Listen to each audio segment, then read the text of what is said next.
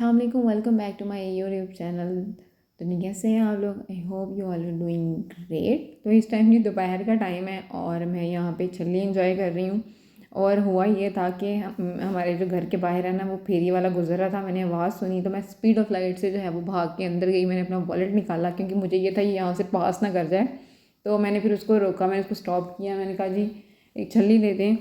और उसके बाद जी मुझे बड़ी खुशी हो रही थी कि मैंने पहली दफ़ा जो है फेरी वाले से, जब से हमने घर में कुछ लिया है। उसके बाद जी मैंने अबू से बोला, यार इंशा के लिए ना कुछ हल्का फुल्का सा खाने के लिए ले आया करें। उसका ना मतलब उसको अब क्रेविंग होती है डिफरेंट टेस्ट की चीज़ें, मतलब डिफरेंट टेस्ट जो है वो डिमांड करती है आजकल। तो मैंने उनको क्या बोला, और वो जनाब देखें क्या लेके आए हैं। मतलब ऐसे जैसे उसके तो बड़े तेज़ नोकीले दांत है और वो ये सब कुछ तो खा ही लेगी। मेरा कहने का मतलब था कोई मफ़िन हो गया, कोई केक हो गया, कोई फ्रूट केक हो गया, कोई बिस्किट हो गया। तो मैं तो उनके ऊपर हैरान हो रही थी कि यार ये आप क्या लेके आए हैं उसके लिए। तो उसके बाद ही हमारा प्लान बना था, मेरी छोटी नन की तरफ हम लोगों ने जाना था। और ये तकरीबन आप समझिए ये हमारा लंच टाइम ही था उधर। और यहाँ पे ये जो हाथ आप देख रहे हैं ना, ये दुआ का हाथ था। और वो तकरीबन मतलब उसको देख के ना मुझे ऐसे फ़ील हो रहा था कि ये इंशा ही है, क्योंकि इंशा की ये वाली ग्रैबिंग स्टेज है। और उसको देख के मुझे लग रहा था कि अच्छा इसका मतलब इंशा की ये वाली जो ग्रैबिंग स्टेज है ना, ये साल 1.5 साल तक अभी चलनी है। मतलब अभी से ना वो कुछ खाने ही नहीं देती और खाने वाली चीज़ों की तरफ ऐसे टूटती है जैसे पता नहीं क्या। और शामी बहुत मज़े की बनाई हुई थी इसने, फ़ातिमा ने बहुत मज़े की शामियाँ बनाई हुई थी। और तकरीबन मेरा ख्याल है 3 तो मैं ही खा गई होगी। उसके बाद ये समोसे भाई पता नहीं कहाँ से लेके आए थे, उनको भी ये बड़े पसंद थे। और ये ऑयल फ्री समोसे थे। यकीन करिए मुझे जगह का नाम नहीं याद आ रहा, मैं भूल गई हूँ कि ये कहाँ से लेके आए थे, स्पेशल लेके आए थे।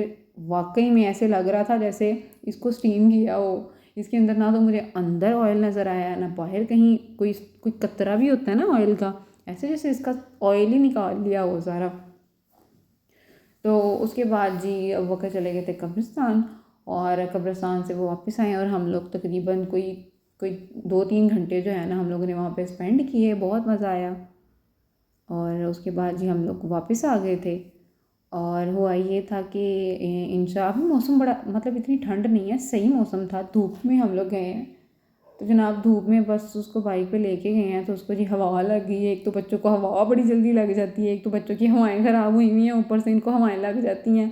तो उसको इतना तेज़ उसका फ्लू स्टार्ट हो गया है। तो मैंने कहा यार बंदा करे तो क्या करे, मतलब इनको हल्का सा कुछ हो तो इनकी इम्यूनिटी इतनी लो होती है कि बच्चे फटाफट से बीमार हो जाते हैं। तो खैर जब मैं मतलब घर पे वापस आई हूँ ना, तो तब तो उसका फ्लू इतना ज़्यादा तेज़ हो गया हुआ था ना कि फिर जो है ना वो हमें प्रॉपर मेडिसिन लेनी पड़ी उसके लिए। खैर जी आप लोग बताएं क्या कर रहे हैं आजकल आप लोग। और अगर आप मेरे चैनल पे नए हैं तो काइंडली मेरे चैनल को सब्सक्राइब कर दें भाई, बहुत सारा जो है ना वो प्यार बरसाया करें। बाकी जो आज का मेरा व्लॉग है उसमें आपको इतना ही मिलेगा। इंशाल्लाह मिलते हैं अगली किसी वीडियो में, तब तक के लिए अल्लाह हाफ़िज़।